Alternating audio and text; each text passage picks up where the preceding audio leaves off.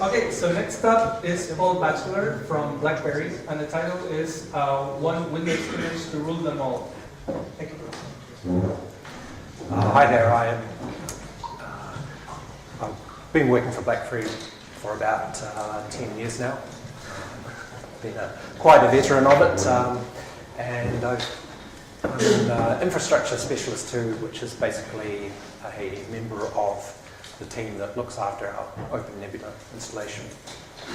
And I've been a member of that team for about 7 or so years now, and we've been through our ups and downs, and here we still are.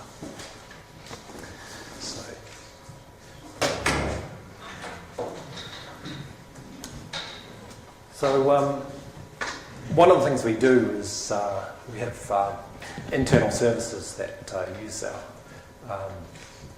gold images, and I build I'm kind of in charge of the Windows gold image that we then distribute to internal service teams, which then take that image and apply their application software to that image, and then they'll deploy their service, say some service that the mobile device uses, or an enterprise service on that image.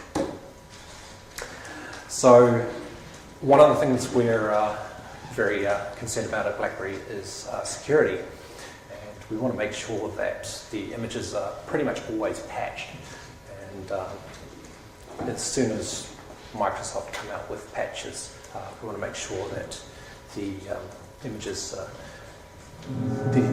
available to the users fully patched and immediately up to date. So I got around and built a automated system for building these gold images. The idea is that we use a standardized process to build the image, fully patched, with security hardening, various tools like antivirus and things like that built into the image, and then available on the marketplace. And the idea is that we want to use the same image on our OpenNebula private cloud and Azure and AWS. So the system's built out of one Jenkins server VM. We've got 2 Windows MDT server VMs. We use 4 MDT task sequences inside those MDT server VMs. There's a various combination of task sequences per version of Windows and per target cloud. We use 60 gig blank image, a couple of WinPE images, and various OpenNebula templates. I'm just going to put out a few definitions there for those of you who are not so familiar with the Windows build process. There's a couple of files there. unattend.xml is an answered file for Windows setup, so when you run Windows setup, it asks for things like host names and stuff like that. This file basically pre-populates those answers to those questions. It's divided into 5 different sections to match the phases of Windows setup. You've got Windows PE, which is basically a Windows Live CD, and that's when you initially boot a blank machine that you're installing Windows on.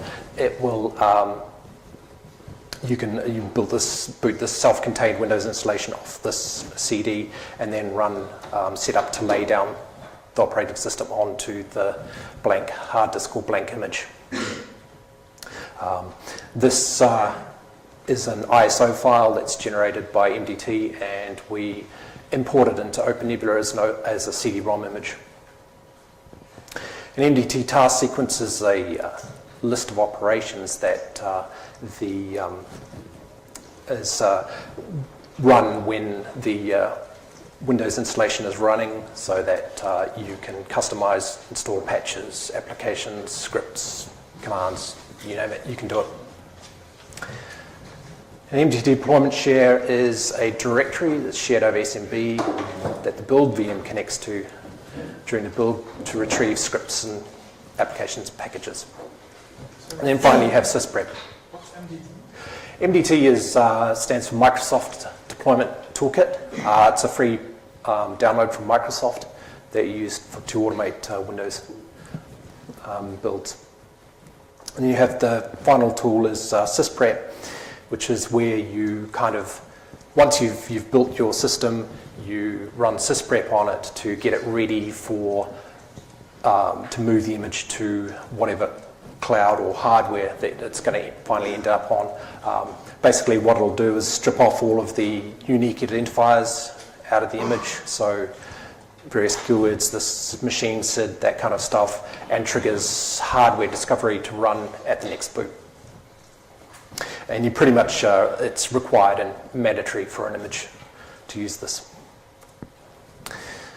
So we've got a few differences between the target clouds, especially around how the contextualization works and the different hypervisors that are being used.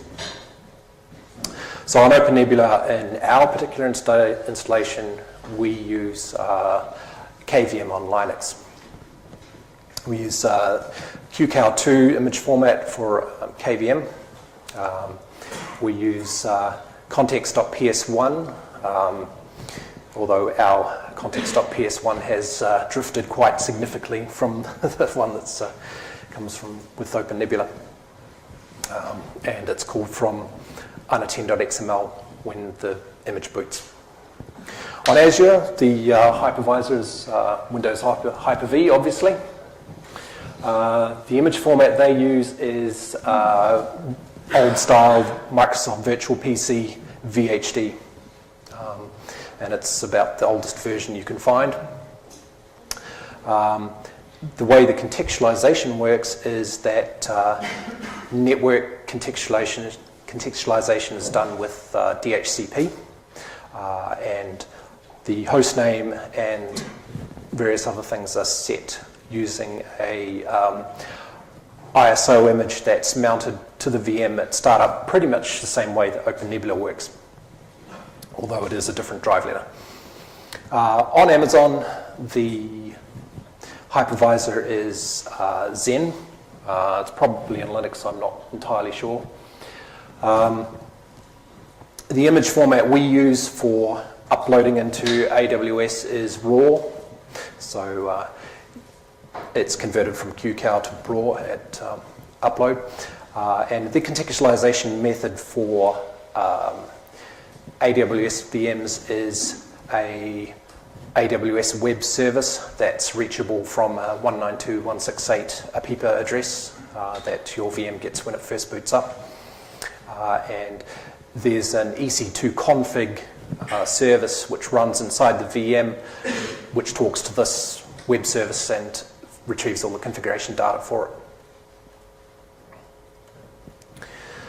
So the general build process happens in OpenNebula, and the simple overview is that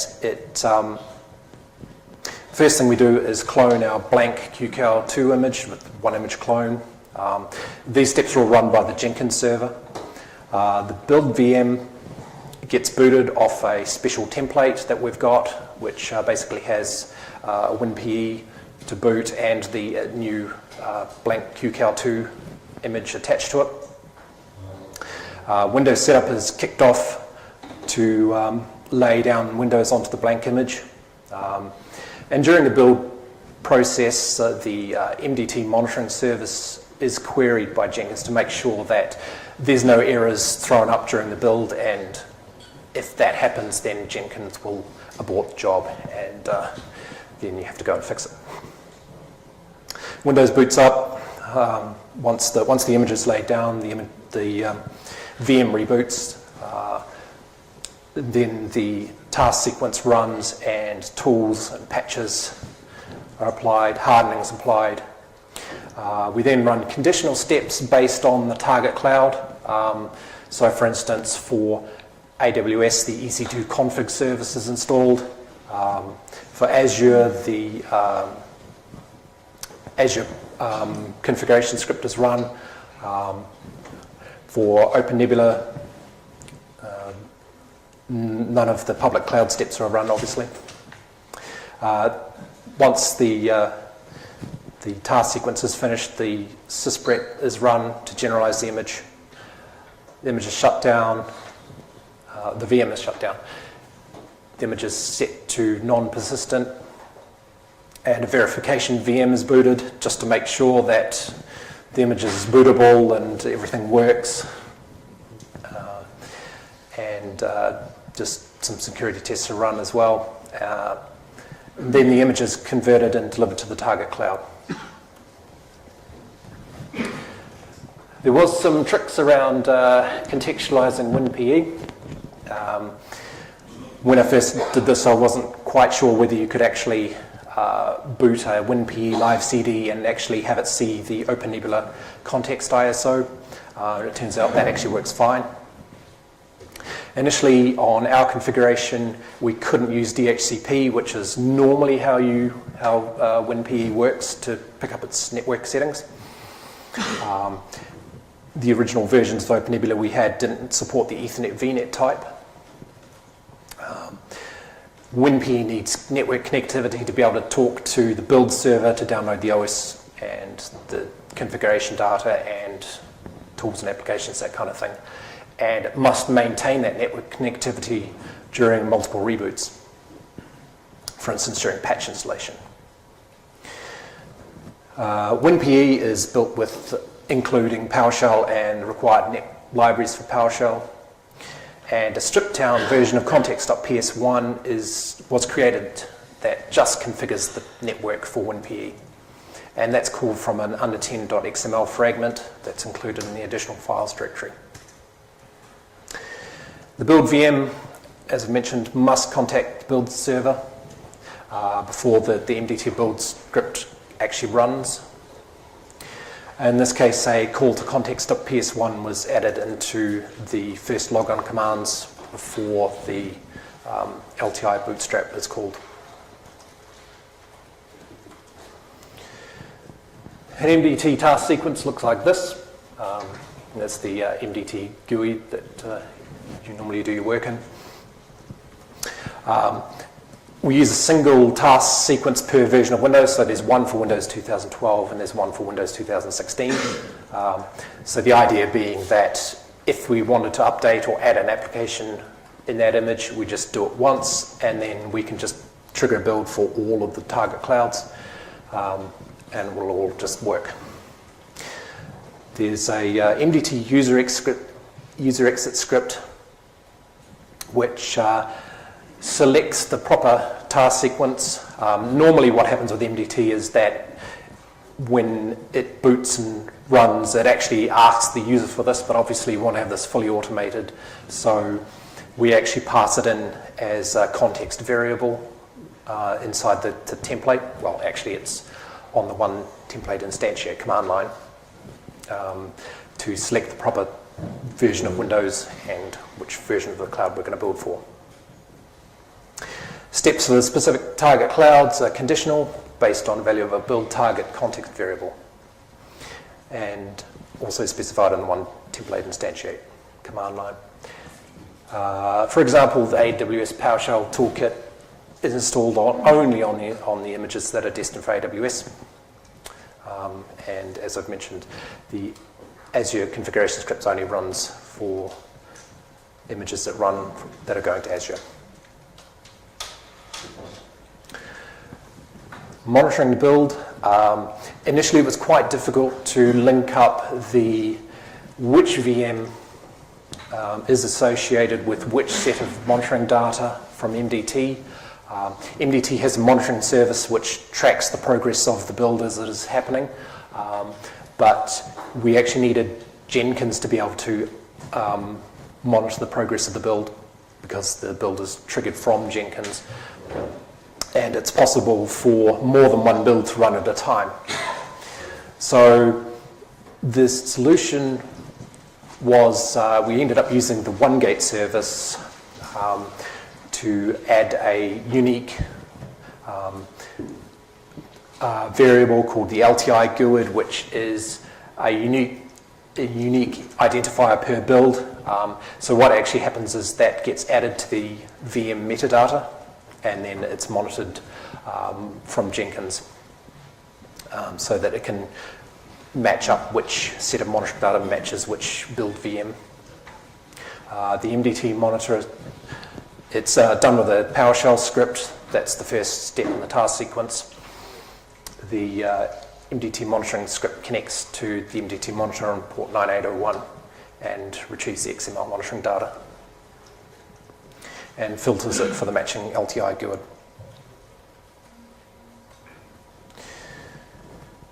So once the image is built, it's converted and uploaded to the target cloud. The images are all built on OpenNebula, so they all start off as in QEMU QCOW2 format. For importing to public clouds, the QCOW2 image must be converted to the image format used by the public cloud. And the public cloud obviously uses different hypervisors, so we need to include the drivers for that hypervisor in the image. Windows is generally now pretty good and will work as long as the correct drivers are present. If they're not present, generally the VM will just crash with a stop 7B blue screen of death, which can be somewhat annoying. What happens is once the image is built, the Jenkins server uses a downloader script to retrieve the image from the data store and then runs a QEMU image command to convert the format from QCOW2 to VHD or RAW, depending on which cloud it's going to. For OpenNebula, the image is just basically taken as is and uploaded to the OpenNebula marketplace, and then it's made available to whoever needs to download it and use it. The marketplace entry is updated to link to the new image, and the description is updated with the new build number and the URL for the build if the users want to go back and look at the build status or anything like that.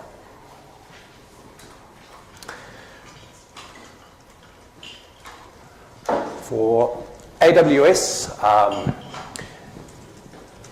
the AWS VM Import service is used. So what happens is AWS AMIs can't be uploaded directly. You can only upload a RAW or a couple of other formats, and then you have to run this AWS VM Import to register that image as an AMI. So QCOW2 image is converted to a RAW image, and then the image is uploaded to a special S3 bucket that has the appropriate VM import service and IAM role permissions on it using the AWS S3 CP command. The image is then imported with the AWS EC2 import image command. Process takes around about an hour, and during that time the image is actually booted up inside AWS. They go and install they update the EC2 config service and make a few tweaks to get it ready for it to run in AWS. They also make sure it's fully patched, which in our case it always is. And the Jenkins server monitors that with a monitoring script, so it can abort the job if the AWS import fails. Once the VM import process is complete, the image is bootable like any other AMI. For Azure, the image format used is a fixed size variant of VHD. Azure doesn't use any VM conversion process, but the image must boot on a Hyper-V hypervisor. The image must be generalized with sysprep, and a custom unattend.xml cannot be used. The image is uploaded with Azure Storage Blob Upload, and then just uploaded into a storage account blob container. An Azure RM PowerShell script then can be used to boot the image, or you can register it as a managed image and just boot it through the Azure portal as normal. Some build statistics. It takes quite a long time to build this. The main issue is that our storage on the lab is quite heavily loaded, so we enforce a hard limit on our VMs of 500 IOPS. So that makes for quite a long, lengthy build process, but it doesn't really matter because it just runs overnight and no one needs to look after it or anything like that. So around 8-9 hours for Windows 2012 R2, 5 hours or so for Windows 2012 Core, and 3 or 4 hours for Windows 2016. Why it takes so long? Most of the build time is actually taken up in installing patches. MDT patch script basically just goes, grab me all my patches, reboot, apply them all, reboot, reply them all, until there's no more patches basically, and that can take 4 or 5 reboots. For Windows 2012, there's over 200 patches now. Windows 2016 patch mechanism vastly improves the speed and the amount of time it takes to install patches.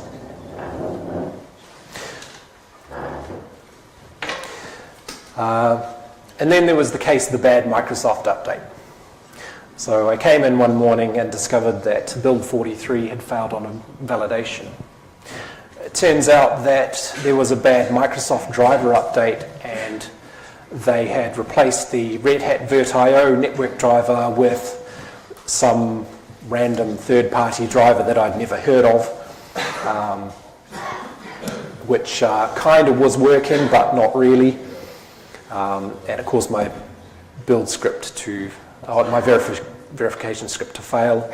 So in this case, I basically just updated the task sequence to block this particular update, reran the build, and the bad image never made it out to production.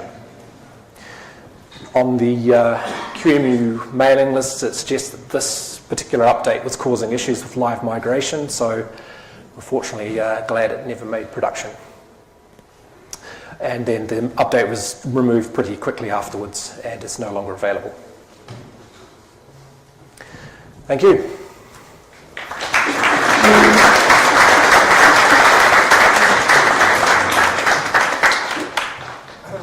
We have a couple of minutes for some questions if you want to ask anything.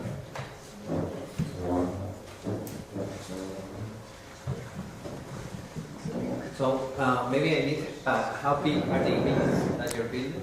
60 gig. So on how much does it take to upload that to Amazon? Depending on the speed of the network, it takes about an hour or so to upload. The lab we build from is actually in Canada, and we've got a direct link to AWS. So half an hour. It's not too bad. We recently reduced the size to 40 gigs because you can basically resize the image once you boot it inside AWS or Amazon or Azure. So that saves us on transit costs. Okay. So on the other thing, did you have the need to hot patch living VMs? Yes. So we internally we run SCCM, and we have a hot patching service. Basically, once the tenant boots the VM, they register it with SCCM and then hot patches like that. Or if you've got internet access on your VM, you can just do a WUAU CLT/detect now, and it will bring up the latest patch. So you don't have to wait those 9 hours? No, not at all. No, absolutely, it's hot patched as well. Okay?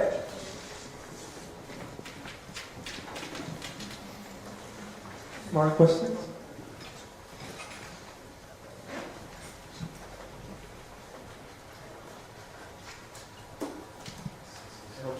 Too much off topic. How much is interactive licensing? Aha, okay. So the these are all volume license images. And as you know, the KMS keys for volume license images are published on Microsoft's website.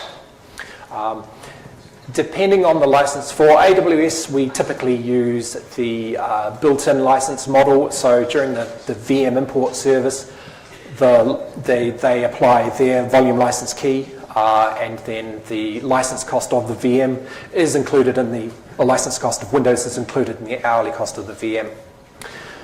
For Azure, we use, because most of our images are Linux, we typically don't include the licensing cost of Windows inside the VM. So in that case, what we do is register with our internal KMS service, and it goes on to our volume license agreement. Okay?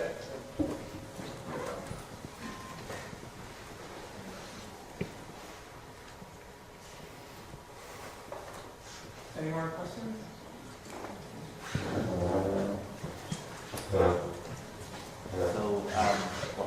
Hi. So I take it from your slides that you are using OpenNebula to manage your Azure and AWS VMs. Actually, no. We have done that in the past, but at the moment it was decided that they would want to use native tools to manage those clouds. And so that's the way it's going at the moment. Okay.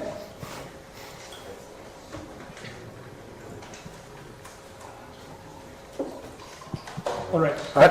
Thank you. Very much. Thanks.